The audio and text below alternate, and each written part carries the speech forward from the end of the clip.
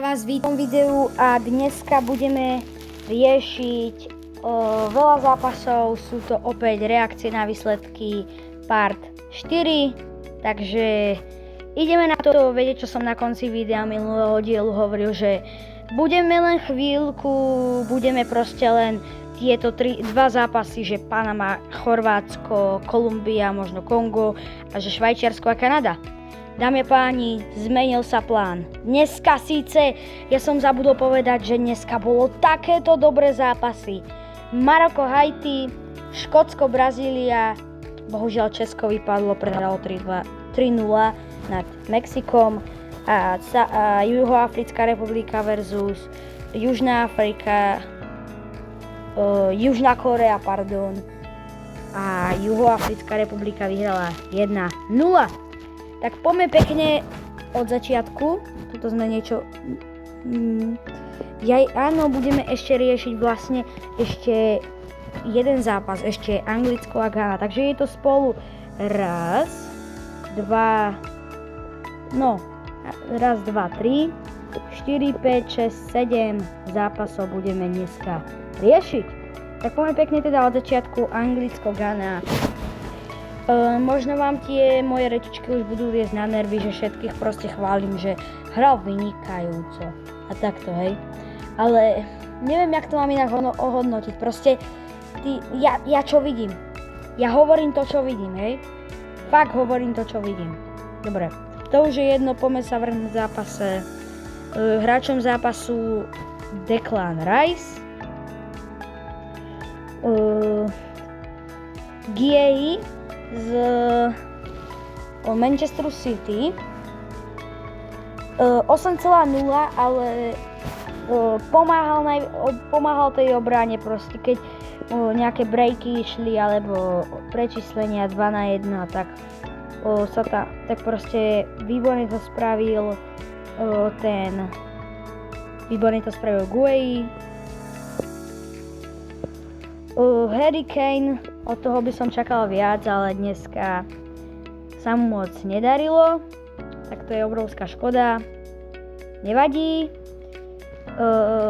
Anthony Gordon, budúci hráč Barci, ten akože išiel dopredu, keď boli prečíslenia najviac, išiel do prečíslení skôr, ale čo už. Ten Anderson hra za Nottingham Forest, prekvapil, mladý hráč. OK, už nebudem dneska v tomto videu môcť hovoriť, že hral vynikajúco. What? Dobre. Reece James, hráč možno niekedy poviem, že hral vynikajúco. Dobre. Reece James, hráč z Chelsea, čo iné poviem. Vracal sa dozadu, to má asi robiť každý obranca, takže pomáhal tomu týmu a snažil sa hrať dozadu aj dopredu. Poďme na štatistiky. 79% držanie lopty pre Anglicko a 21% pre Ghanu. 1,36 očakávané góly pre Anglicko a 0,17 pre Ghanu.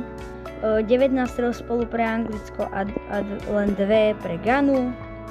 3 strely na bránu pre Anglicko a 1 pre Ghanu a to je všetko. Poďme sa pozrieť na tabuľku. Anglicko favorit je prvý, druhá je Ghana prekvapivo a tretie je až Chorvátsko, takže tak. Poďme sa pozrieť aj na hráčov Ghany. Semenyo, Iñaki Williams, od nich by som asi čakal viac, lebo proste obidvaja nemajú ani 6,0, obidvaja majú 5,8, 5,7. Partyho toho poznám, kámo, ja mám Xbox a on mi padol v jednej hre. Fakt, on by tam proste padol. A on tam u mňa má že 97 rating, takže tak. Na tomto týme už asi nemám viac slov, hej. Dobre. Poďme ďalej. Tentokrát ideme už na yesterday takzvané. Panama, Chorvátsko. Ten, jak sa volá. Black Man ma vlastne zaujíma, ako hral. 6,7, však to je to isté. To je to isté hodnotenie, než minulé zápase, nie? Dobre. Luka Modrič, legenda Realu Madrid. Ten hral zase skúšenie. Stanišič sa mi zdá, že z Bayernu, jak sa nemýlim, lebo Bayern moc nepozerám. Je to tak? Dobre, poprvýkrát to dneska poviem. Hral vynikajúco, môžete vidieť, že je hráčom zápasu. Jožko Gvardiol, jemu chýbalo skôr, tie nahrávky mu chýbali, lebo poďme sa pozrieť. Lebo podľa toho, čo som videl, teraz neviem, že či je to tak. 24-ročný. 79%. 79% držanie nahráviek. Baturina, kámo, toho poznám, no mne raz spadol vo FIFA a ja som ho až tam spoznal. Kovačič, od neho by som asi skôr čakal viac, lebo neviem, jemu chýbali vyhrávanie osobných súbojov, mu asi najviac chýbalo, lebo proste tak vidíte, vyhraté súboje iba 2 zo 6, to je proste málo na Matea. A posledný hráč, o ktorom dneska niečo poviem, vlastne v tomto zápase Livakovič, ten hral, chytal dobre, ale asi by som čakal od neho viac. Dobre. Budimír, dobre, nebude to posledný hráč, sorry, beriem späť. Budimír, typek je tam od polčasu a hneď dal gól, to je dobre. Je to proste dobre. A v tomto zápase typek sa mi zdá, že mal jednu strelu a dal z toho gól, alebo sa mýlim. Áno, je to tak. Mal jednu strelu a hneď dal gól. Takže to je šialené. A to je asi všetko tiež tohto zápasu. Pomena Švajčiarsko a Kanada. Tento zápas som si pozrel len fakt, že chvíľku. Ma moc nezaujímal, ale Gregor Kobel hráčom zápasu asi podľa mňa zaslúženie. Čo mám tomu povedať, proste Gregor Kobel zaslúžený, lebo počkajte, dobre, za chvíľu sa tam vrátime, len potrebujeme si ešte tuto pozrieť štatistiky. A tak. Štatistiky, pane. Dobre. 42% držania lopty pre Panamu a 58% pre Chorvátsko. 8 striel na... Nie, je aj 0,55 očakávané góly pre Panamu a 1,65 pre Chorvátsko. 8 striel spolu a 6 pre Chorvátsko. 1 strela na bránu pre Panamu a 2 pre Chorvátsko. Dobre, poďme ďalej. Švajčiarsko, Kanada. OK. Akanji, ten hral akože ten tiež, jemu chýbali asi nahrávky skôr. 30-ročný hráč z Interu Milan. Zase, kamu ja zase melem hovadiny. Však týpek on má doslova 90% nahrávky. Fakt. Neviem čo melem, ale to je jedno. Zan Zambi. Ježiši Kriste. Dobre, toto nemusíme sa o ňom baviť. To nepoznám ho. Granit Xhaka. Dostal jednu žltú kartu. Mne sa zdá, že aj toto bolo, čo to napálil na táto strela jediná, že? To si pamätám.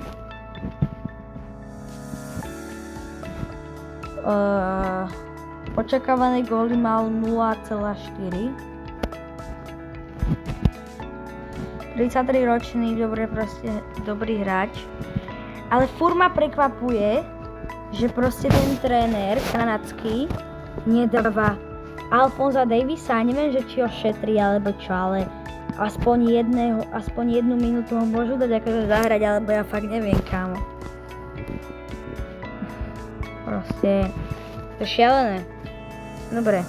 Jonathan David ešte pred začiatkom druhého kola bol druhým najlepším strelcom alebo tretím a v tomto zápase nedal ani jeden gól, prekvapivo.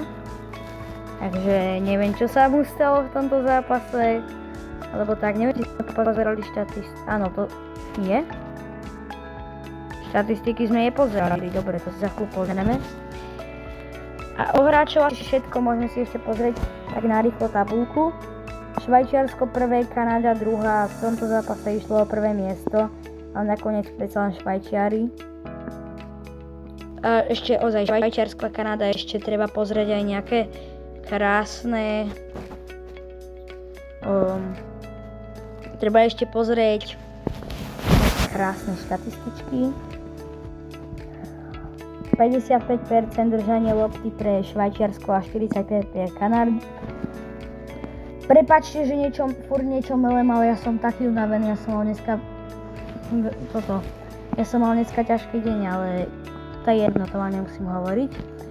55% pre Švajčiarsko a 45% pre Kanadu, 1,11 pre Švajčiarsko a 1,66 pre Kanadu, 6 striel spolu a 13 pre Kanadu, 4 strely na bránu pre Švajčiarsko a 7 pre Kanadu. A to je všetko od tohto zápasu. Poďme na ten najdôležitejší deň a na najbytejší deň, pretože poďme na prvý zápas. Maroko, Haiti.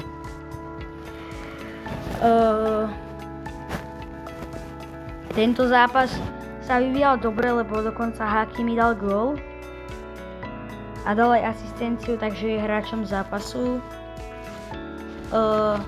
Od Brahima Diaza by som asi čakal viac. Inak Bono on si dal vlastný gól, že hej. No, dal si vlastňaka.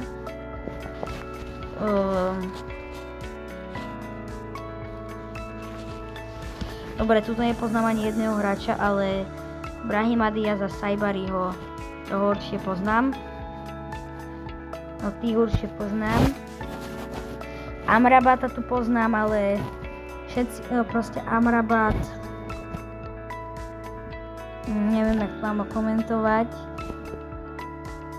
ale jemu najviac chýbali tie vyhraté súboje zase, pozrite sa, 3,7, 43%, akože není to až tak málo, ale proste Amrabat hral v La Lige a nič, zatiaľ neukázal moc to na týchto majstrovstvách sveta. Takže tak. O tomto zápase moc nebudeme veľa hovoriť, potom až pôjdeme na tie naozaj poriadne zápasy. 69% držanie lopty pre Maroko, 31 pre Haiti, 3,76 očakávané góly pre Maroko a 0,67 pre Haiti, 22 striel spolu pre Maroko a 9 pre Haiti, 11 striel na bránu pre Maroko a 2 pre Haiti. A to je asi všetko z tohto zápasu, ešte si môžeme pozrieť tabulku, prvá Brazília, druhé Maroko, tretie Škótsko a štvrté Haiti. O tomto zápase sa moc nedalo čo diskutovať, o tomto už určite sa bude dať niečo diskutovať, pretože Neymar Junior Everybody, takzvané, si zahral poprvýkrát na ihrisku. Je to neuveriteľné. A zase, o tomto týme poviem úplne všetko dobré, hej? Takže, tento tým hrali všetci dobre. Fakt hrali všetci dobre. Neymar Junior mal len 6,2, ale je jedno, aký mal výkon. My sme radi, že on vôbec nastúpil, ten týpek, takže to je dobre. Proste tento tým hral celý dobrý. Brazília, tam hral dobre Vinicius dal zatiaľ všetkých gólov. Či Vinicius dal zatiaľ všetkých zápasov všade gól? Aj Kúňa sa mi zdá, jak sa nemýlim. Teraz neviem. Ešte pred sezónou, keď to vyzeralo, že prestúpil do Manchester United, tak to ešte vyzeralo, že týpek proste na to nebude mať, že bude maximálne tak dvojkou, ale dámy a páni, mýlime sa, pretože teraz ukazuje celému svetu, že na majstrovstvá sveta naozaj ten týpek má. McTominay, od neho, dobre, už to nebudem hovoriť, ale McTominay proste, to sa inak nedá komentovať, sorry. Od neho by som zase čakal viac, pretože nemu chýbala asi kreativita, no. Tak sa na to poďme sa mi pozrieť. Mal 46 dotykov s loptou. Dobré pasy mal dobre.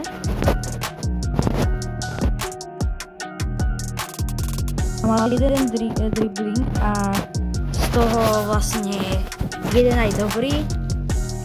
Robertson, ten sa zranil, bohužiaľ, neviem, čo sa mu stalo, ale ukazuje mi tu apka, že sa zranil. Neviem, čo sa mu stalo. A poďme sa pozrieť na statistiky. 46% držanie lopty pre Škótsko a 54 pre Brazíliu. 1-0, 4 očakávané góly pre Škótsko a 4-33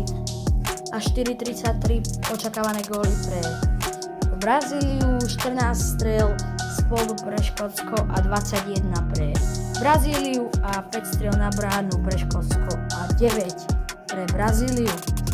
Takže to je asi všetko z tohto zápasu. Tabulku už nemusím ukazovať, to si ak chcete môžete prečítať, lebo som to ukazoval na Maroko a Haiti. A poďme asi na ten najsmutnejší zápas a to je Česko a Mexiko. To je už asi aj posledný zápas, ktorý dneska budeme hodnotiť. Áno, viem, je to celkom krátka dneska epizóda, ale už moc sa mi už nechce hodnotiť, takže aj tak podľa mňa ani o tej Juhoafrickej republike a Koreji nebudem môcť mať čo povedať. Je to škoda, Čechom by stačila aj remíza asi, ale neviem, to by im nestačilo, lebo predsa len Juhoafrická republika.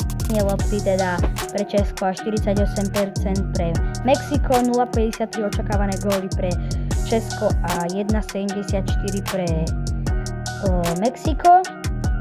13 strel spolu pre Česko a 11 pre Mexiko.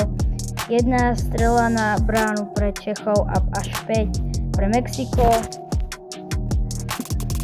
A to je všetko, takže poďme sa aj pozrieť. Proste tento tým tá obrana hrala hrozne. A neviem, čo tu Miroslav Koubek, neviem, čo tu navaril, že proste týpek dal Višinského namiesto Šika. To neviem, ako mohlo napadnúť. A jednak Souček sa zranil v 87. minúte. Vynikajúco. Ešte to nám chýbalo, že Šik teda išiel, a počkajte. Raz, dva, tri, štyri.